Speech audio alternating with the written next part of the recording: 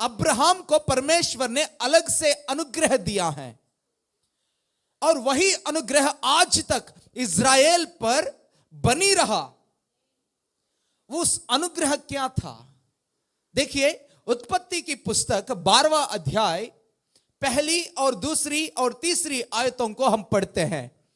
उत्पत्ति का पुस्तक अध्याय नंबर 12 पहला आयत से पढ़ेंगे। यहोवा ने अब्राहम से कहा, अपने देश और अपने कुटुंबियों को और अपने पिता के घराने को छोड़कर उस देश में चला जा जो मैं तुझे दिखाऊंगा, और मैं तुझसे एक बड़ी जाति बनाऊंगा। इन बातों को परमेश्वर ने अब्राहम से कहा। आगे, और मैं तुझे आशीष दूंगा। इतना ही नहीं, और तेरा नाम को मैं महान करूंगा, तू आशीष का मूल होगा। जो तुझे आशीर्वाद दे उन्हें मैं आशीर्वाद दूंगा, और जो तुझे कोसे उसे मैं श्राप दूंगा। हालेलुया। देखा परमेश्वर ने अब्राहम को किस प्रकार की वायदा किया है, किस प्रकार की अनुग्रह इज़राइल पर प्रभु ने, अब्राहम पर प्रभु ने रखा है, और वही अनुग्रह आज तक इज़राइल को संभाल के रखा है। कहता है प्रभु कि मैं तुम्हें आशीष करूंगा। इतना ही नहीं, मैं तुम्हें आशीष का मूल बनाऊंगा, मतलब बुनियाद बनाऊंगा। कैसे बुनियाद है? जो कोई तुम्हें आशीष करेंगे वह उन्हें मैं आशीष करूंगा, जो तुम्हें श्राप देगा, जो तुम्हें कोसेगा, जो तुम्हें मारेगा, मैं उन्हें कोसूंगा, मैं उन्हें श्राप दूंगा। Hallelujah, hallelujah. एक तरफ से प्रभु की भजन संहिता में ही, वचन में ही कलाम इस प्रकार कहता है, जो मेरा सेवक पर हाथ लगाएगा वे इस काम की बराबर है, इस काम करने की बराबर है जो मेरा आंख की पुतली को छू लेता है। हालेलुया। जो मेरा दास को छुएगा मानो कि वो मेरा आंख की पुतली को छू लिया। परमेश्वर की आंख की पुतली को छूकर क्या कोई बच सकता है? हालेलुया। अब्राहम मेरा खुदावंद की सेवक है, अब्राहम परमेश्वर की सेवक है, और जो अब्राहम की संतान को छू लिया, इज़राइल को छू लेता है, और वे मानो कि परमेश्वर की आंख को या उनकी पुतली को छू लिया। इसलिए आज तक इज़राइल की चारों तरफ देखो, चारों तरफ शत्रुओं की देश से घेरे हुए हैं इज़राइल देश। इसलिए प्रभु का वचन हमें एक आज्ञा जरूर देता है। देखिए 122वीं भजन, 122वीं भजन आयत नंबर 6, छठा आयत को।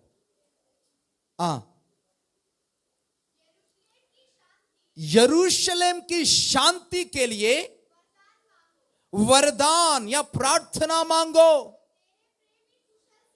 तेरी प्रेमी कुशल से रहे।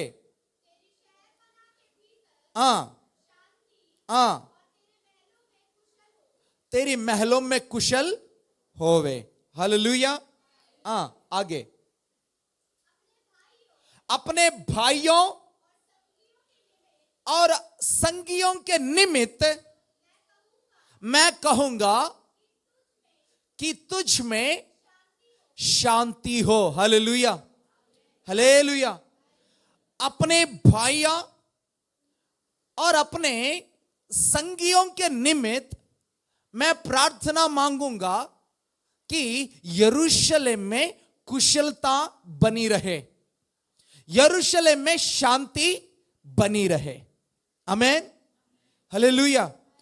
अपने निमित्त, अपने भाइयों के निमित्त और अपने संगियों के निमित्त।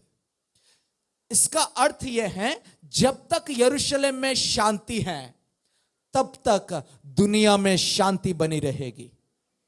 हालेलुया। इसलिए हर मसीह व्यक्ति का जीवन में एक जिम्मेदारी है, वह है, उस जिम्मेदारी है कि यरूशलेम की शांति के लिए प्रार्थना अपने अपने प्रार्थनाओं में जरूर करे। अपने घर के लिए जिस प्रकार, अपने भाइयों के लिए, अपने बच्चों के लिए, अपने कुटुंबियों के लिए जिस प्रकार हम प्रार्थनाएं करते हैं, वैसे यरूशलेम के लिए, इज़राइल के लिए भी हमें प्रार्थना करना जरूरी है। हालेलुया, आमेन, हालेलुया। इसलिए भजनगार कहता है यहां पर कि बचपन से क्या कर रहे हैं, मुझे सता रहे हैं। पढ़िए उस आयत को, 29वां आयत, 29वां अध्याय, भजन संहिता 29वां अध्याय, पहली और दूसरी आयत। हे इज़राइल, अब ये कहे, हे इज़राइल तुम अब इस बात को कहना, मेरे बचपन से लोग मुझे बार बार कलेश देते आए हैं। बचपन से मतलब जब हम छोटे थे, जब हम कुछ ही लोग थे, जब वे 70 लोग थे याकूब की समय पर, जब वे 70 लोग होकर मिस्र देश में गए हुए थे, तब से ही इज़राइल को बार बार लोग क्लेश करते हुए आए हैं। बचपन से ही लोग मुझे क्लेश करते आए हैं, परंतु वे मुझ पर प्रबल नहीं हो पाए। हालेलुया।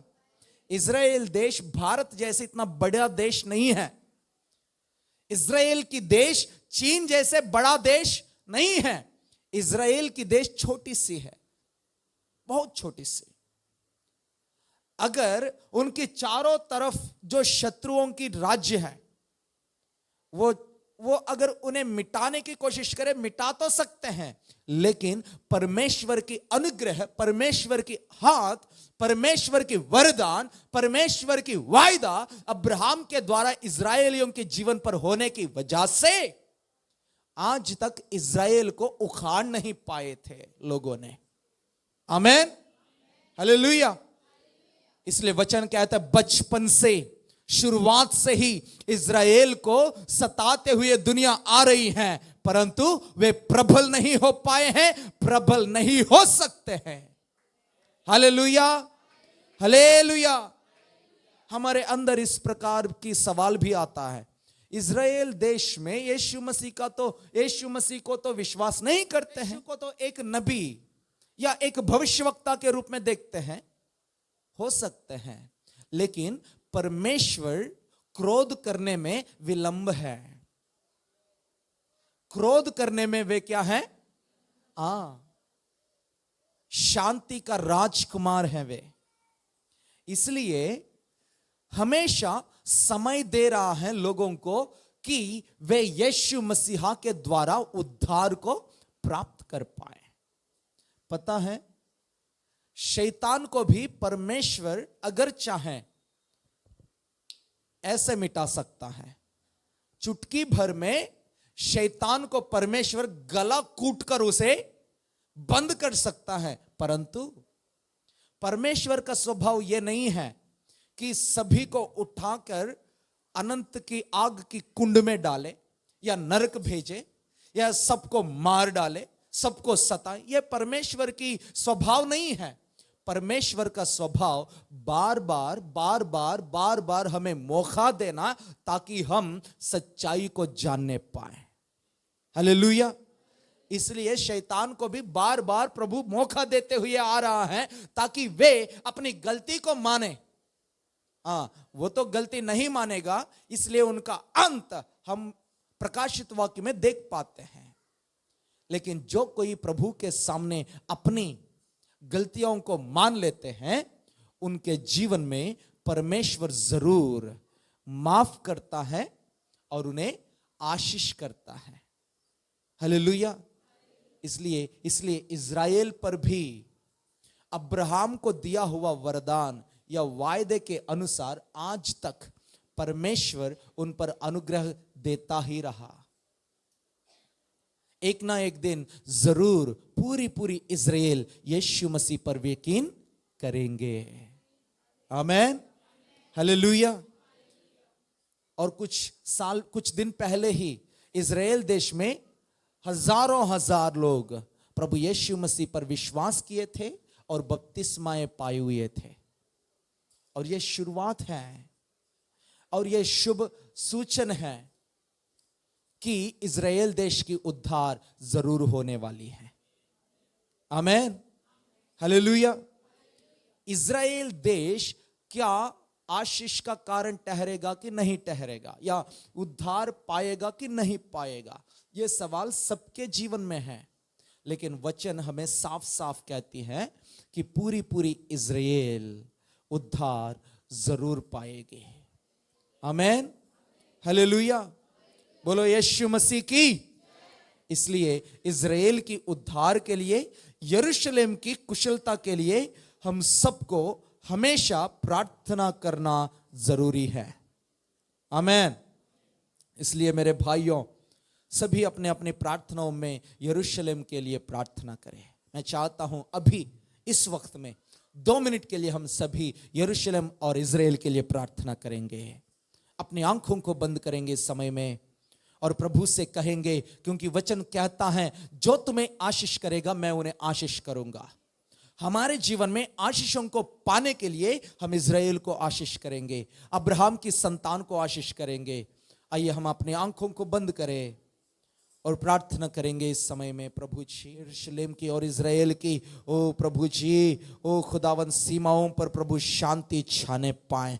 और इज़राइल देश में खुदावन यीशु मसीहा जिस प्रकार की हिंसा फूट निकला है, और उस प्रकार की हिंसा को प्रभु यीशु नासरी के नाम से ओ खुदावंद बंद कर दीजिए। हर बाजारों में, हर दुकानों में, हर शहर में, हर नगर में, हर गांव में ओ शांति राज्य करने पाए, तेरा शांति ही राज्य करने पाए प्रभु जी। यरूशलेम में प्रभु ओ जलने वाली हर एक आग को बूझकर तेरी शांति का जल को बहने दे खुदावंद यीशु मसीहा। धन्यवाद हो, धन्यवाद हो प्रभु जी, तेरा धन्यवाद। इस समय में मैं चाहता हूं हमें प्रार्थना में अगुवाई करे, सिर्फ यरूशलेम के लिए प्रार्थना करें।